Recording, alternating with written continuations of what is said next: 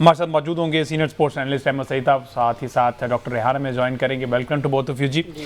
अहमद साहब, कल 48.1 over test match खेल रहे थे हम, प्रैक्टिस भी अपनी अच्छी खासी की थी, लेकिन 48.1 ओवर में पूरी की पूरी टीम आउट होगी। और कल जिस तरह से पहली ही गेंद पर अजान और फिर लास्ट बॉल पे जिस तरह से हमारे खिलाड़ी आउट हुए, कोई प्लान नजर नहीं आया।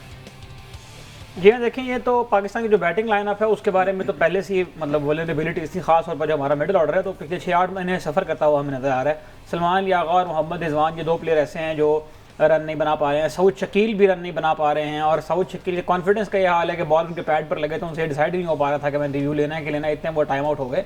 तो पाकिस्तान की बैटिंग की वल्नरेबिलिटीज़ तो ऑन पेपर हमें नज़र भी आ रही थी। हमने इसके ऊपर बात भी की कि आपको अगर इंग्लैंड को इंग्लैंड कंडीशन में टफ टाइम देना है और अपने बॉलर्स के लिए आप कोई आसान जो है वो काम करना चाहते हैं तो आपको रन ऑन द बोर्ड चाहिए। पाकिस्तान एक स्टेज पर 97 for 2 था, और उसके बाद जो है वो जब तीसरी विकेट गिरी तो उसके बाद वही हुआ जो हमेशा होता है पाकिस्तान के साथ। और मतलब प्रॉब्लम ये है कि हमें ओकेजनली कोलैप्सेस देखने को मिलते थे, अब हमें हर मैच में कोलैप्स देखने को मिलता है, पहली इनिंग में या दूसरी इनिंग में।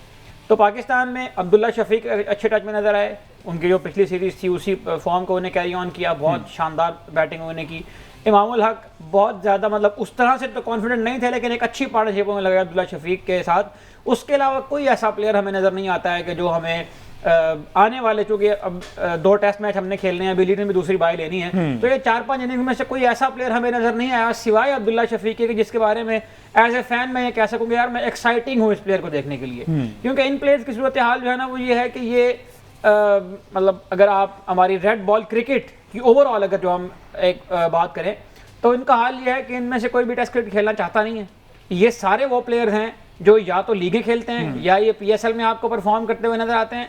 कोई डोमेस्टिक नहीं खेलता, कोई रेड बॉल क्रिकेट नहीं खेलता। अगर आप वो नहीं खेलेंगे तो आप, ये बात हम कब से कर रहे हैं पता नहीं, और ये बात पाकिस्तान क्रिकेट बोर्ड में बैठे हुए जो खास तौर पर जो साबिक क्रिकेटर हैं उनको भी इस बात का खुद अंदाजा है कि जब तक ये लोग 4 डे क्रिकेट नहीं खेलेंगे, जब तक ये लोग मुख्तलिफ कंडीशन से अपने आप को हम आहंग नहीं करेंगे, उस वक्त तक ये वर्ल्ड टेस्ट चैंपियनशिप का साइकिल, इसको जीतना तो एक तरफ, इसमें से कुछ मैच जीत कर टॉप 4 में टॉप 3 में फिनिश करना, ये भी हमारे लिए इस वक्त मुश्किल हुआ है।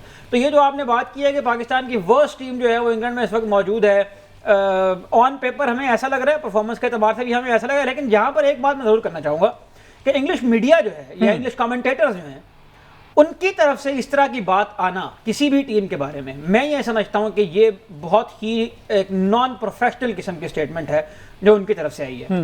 भाई अगर पाकिस्तान की इतनी ही नाकिस टीम है, या आपके ख्याल में जिस तरह स्टुअर्ट ब्रॉड ने भी कल बात कर दी कि ये बहुत पुअर टीम है, पुअर का वर्ड उन्होंने इस्तेमाल किया पाकिस्तान के लिए, तो आपने कौन से झंडे गाड़े थे एशेज सीरीज में जाके? आप हर दफा ऑस्ट्रेलिया में जाके फाइनल खा के आते हैं। इसी पुअर टीम से आप जब पाकिस्तान में खेलने आए तो आप इनसे हार के चले गए। आपकी अपनी जो रैंकिंग है वर्ल्ड टेस्ट चैंपियनशिप में वो पाकिस्तान से 1 दर्जे ऊपर है। तो ठीक है, हम यहाँ बैठ के एनालाइज कर रहे हैं, पता है कि हमारी टीम के अंदर इस तरह के प्रॉब्लम्स हैं, लेकिन जब आप मेजबान के तौर पर किसी टीम को बुलाते हैं और उसके बारे में इस तरह के कमेंट्स आप बैठ कर करते हैं तो मेरा ख्याल है कि ये नॉन प्रोफेशनल चीज है जो आप टीवी के ऊपर बैठ के जो है वो कह देते हैं, इसलिए कि आपके पास सुनने के लिए ऑडियंस है। और स्टुअर्ट ब्रॉड या कोई भी प्रेजेंटर या कोई भी कमेंटेटर, उसके बात करने में और एक आम आदमी के एनालिसिस करने में फर्क है। तो मुझे लगता है कि पाकिस्तान की टीम बुरी सही, लेकिन ये आदाब मेजबानी के खिलाफ है कि आप टीम को बुलाकर उनको ये कहना शुरू कर देंगे जी आप पुअर है, पुअर। बिल्कुल ठीक है। डॉक्टर साहब, sir what's your take on it? कल की अगर डे 1 की बात की जाए, पाकिस्तान की बैटिंग परफॉर्मेंस की बात की जाए, 171 फॉर ऑल, उम्मीद है आप खैरियत से होंगे। हाँ बिल्कुल जी, बड़ा डिसअपॉइंटिंग था जब हमें 91 रन की पार्टनरशिप लग गई थी तो नई बॉल का जो लेदर बिल्कुल उतर चुका था और जो ड्यूब बॉल थी वो कम सीम और स्विंग कर रही थी, धूप भी निकल गई थी और एक उम्मीद की किरण थी कि ये लंबा लेके चलेंगे, लेकिन फिर वही हुआ, बादल नाखौस्ता एक विकेट गिरी और फिर ट्रेन के डब्बों की तरह हमारी विकेटें झड़ती गई। लेकिन ये एक वरिंग साइन अब आज से नहीं है, पिछले 16 टेस्ट मैचों में हमारे साथ यही हो रहा है कि 5 विकेटें जब गिरती हैं तो आखिरी 5 विकेटें 100 रन भी नहीं ऐड कर सकती। और अर्ली विकेट गिरना भी कोई रेयर फिनोमिना नहीं है। हमारी एवरेज फर्स्ट इनिंग्स मैंने निकाली है 2024 से, फर्स्ट ओपनिंग जो पेयर का स्टैंड है वो 23.03 है, जो कि lower than any other team है एक्सेप्ट आयरलैंड। तो ये वजह है कि हम रॉक बॉटम 8th पोजीशन पे स्टैंड कर रहे हैं। और ये पाकिस्तान की टीम सिलेक्शन को अगर देखा जाए तो वो भी कोई इतनी आइडियल नहीं थी। ओवर कंडीशंस थे, हेडिंग्ले पे बॉल स्विंग करता है। जब होम कंडीशंस में होम टीम 4 फास्ट बॉलर लेके जा रही है तो आपको भी आइडियली 4 फास्ट बॉलर के साथ जाना चाहिए था, स्पिनर की तुक नहीं बनती थी। और दूसरी बात, हमारी टीम हेविली पैक्ड है ओपनर से। मिडिल ऑर्डर स्टार्ट होता है नंबर 4 पे और नंबर 4 पे हमारे आ रहे हैं अब्दुल्ला शफीक। तो ये भी जरा थिंक टैंक को देखना है। अब अजान अवैस भी ओपन कर रहे हैं, इमामुल हक भी ओपन कर रहे हैं, शान मसूद भी ओपन करते हैं, अब्दुल्ला शफीक भी ओपन करते हैं। तो एक मिडिल ऑर्डर या 2 मिडिल ऑर्डर बैट्समैन, जब आपके सलमान अली आगा और मोहम्मद रिजवान स्ट्रगल कर रहे हैं तो पाइपलाइन में आपको मिडिल ऑर्डर तैयार करना चाहिए था। और कामरान गुलाम की कमी आप, क्योंकि वो एंकर है, पुल और रोक बड़ा अच्छा खेलते हैं, शॉर्ट बॉल को बहुत अच्छा खेलते हैं। और इंग्लैंड बॉलर्स ने एक नैगिंग लेंथ पे बॉल की। ऑली रॉबिन्सन की मैं पिच मैप देख रहा था, 5 to 6 मीटर लेंथ पे कंसिस्टेंटली उन्होंने बॉल को लैंड कराया। वहीं से सीम वेज आ रही थी, अंदर आ रही थी। अब्दुल्ला शफीक बहुत अच्छा खेले, क्लासिक और टेस्ट क्लास के प्लेयर लगे।